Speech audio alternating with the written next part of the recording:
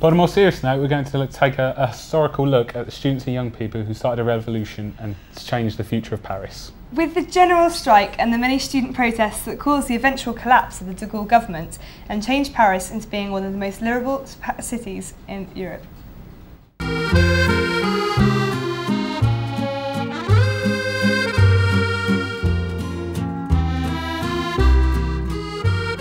Hello and welcome to Paris. I'm James Vickery. I'm here on the 40th anniversary of the May 1968 riots, which virtually brought this busy cosmopolitan city to a standstill. This is Deborah. Hiya. Hiya Deborah. And this is Steve. And we're off to explore the city to see if the mood has changed here in the French capital. We've come to the heart of the revolution of '68 on the left bank, where the students rallied with the professors and the riots erupted. This is the University of Sorbonne, where students met on the 3rd of May to protest the threatened closure and expulsion of several other students at Nanterre. It was through these library windows that students threw books in protest. Angry protesters dug up cobble roads and used the stones as missiles to hurl at police. Just a short walk from Les Sorbonne along Rue des Écoles, a number of local cafes paid host to the growing number of disheartened students in the city. We've come to a local cafe where the memories of the revolution are still clear for everyone to see. The streets of Paris are quiet today, as Emma, a second-year student, explains. I don't think anybody really knows what the Sorbonne means, do you? Yeah, well, it comes from a man called Mr. Sorbonne, who was a friend of the king, and he arrived to Paris and decided to open a school and host there poor students and poor teachers, and then he gave the name La Sorbonne to the school because of his name, Sorbonne. I think that French students are less and less involved in political life. Their concerns are more about their everyday life. Not like national causes or international. It's just more like they want more money for their university to get best degrees or to be more recognized, to get a job later, because we got this problem of unemployment of the young people. And this is, I think, the most important issue that students deal with now. It's not like more, 40 years ago it was because of this Vietnam War and everything, and now this, I don't feel like people are really involved in that in schools and universities in France. Yeah. The cafes, they used to be, I did read, there used to be 530,000 cafes in Paris, and a lot of them, particularly in the Latin Quarter around the Sorbonne, used to be sort of political debate forums. Yes. Does very much of that go on anymore, or is that dying away as well? Well, there are still some places left where you can talk about politics or philosophy, but like most of the cafes now, they're just cafes. You don't talk, or you can talk with the people you meet, but it's just something that disappeared. The students marched in unity up the Champs-Élysées. On May the 7th, all the students gathered here at the Arc de Triomphe and demanded that all the charges against the students be dropped, that the police leave the university, and that Nanterre and the Sorbonne be reopened. Paris today is a vibrant city of culture and tourism, but as we've seen, the events of 40 years ago have not been completely forgotten. With a new vibrant and liberal attitude being taken aboard in Paris in '68, the effects can still be seen all over the city in the form of graffiti. With some streets of Paris completely painted by the graffiti artists, we decided to take a closer look at one of the most controversial art forms in the back streets of Paris.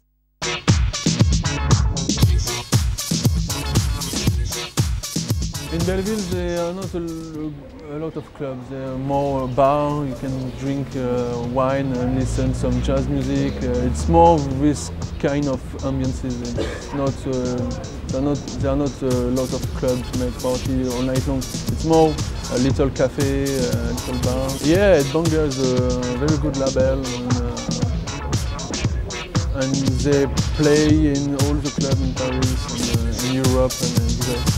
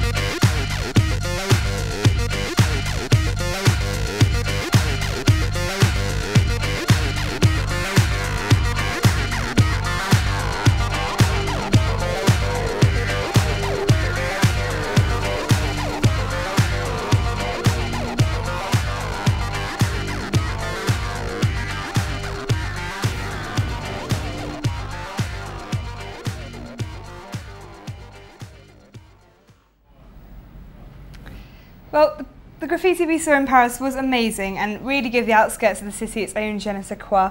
But it did seem a bit odd having such old historical buildings next to like mental street art, and I just didn't like it that much. Yeah, but you've got to think of it as bringing all the cultures of Paris all together in one city to create a more diverse city, haven't you? I don't think it's my cup of tea. I think the good stuff was really good, but I mean, some of it just looks rubbish and scruffy next to all the gorgeous romantic buildings. Okay. And I'll tell them for you then. Change it. Cheers, yeah. Okay, earlier in the show we spoke to James in Paris, taking time out of his hectic schedule to take a look how the French relax and take part in a bit of cafe culture.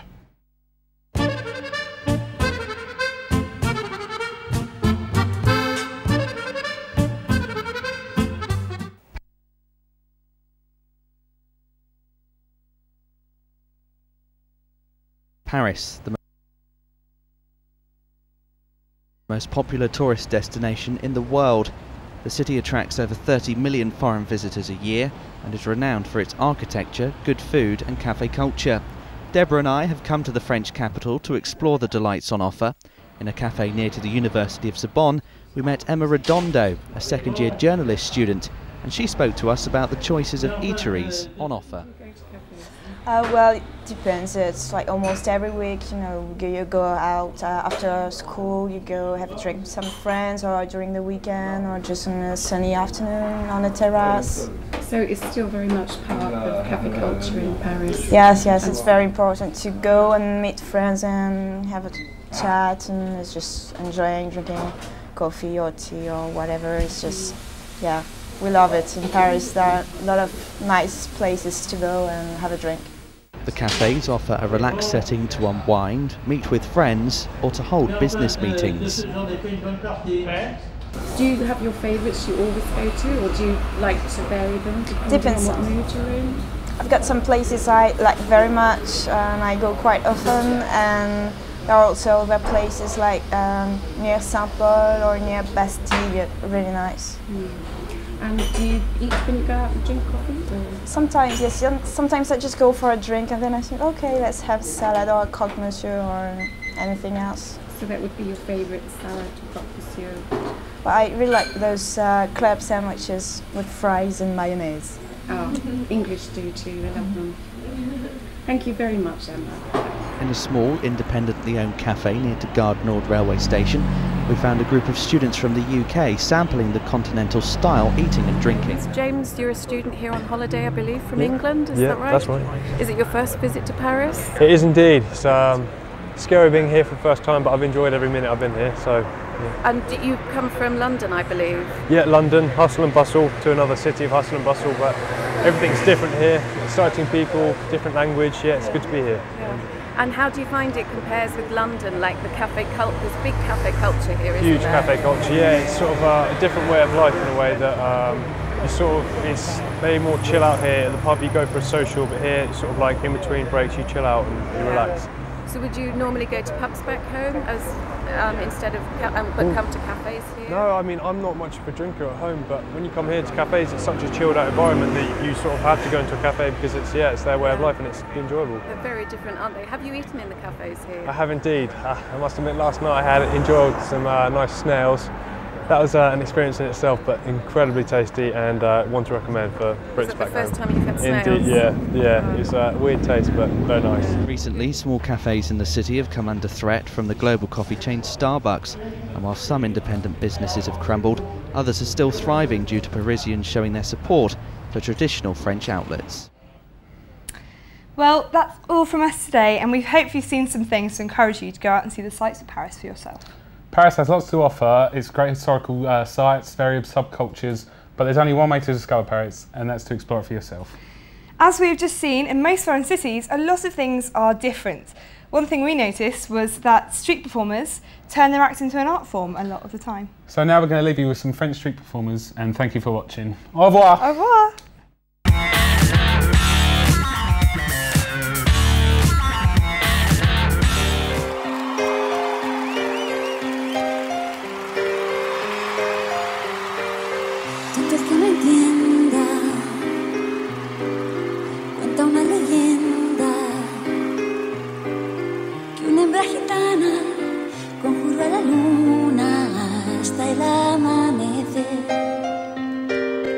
Llorando pedía al llegar el día de esposar un calé.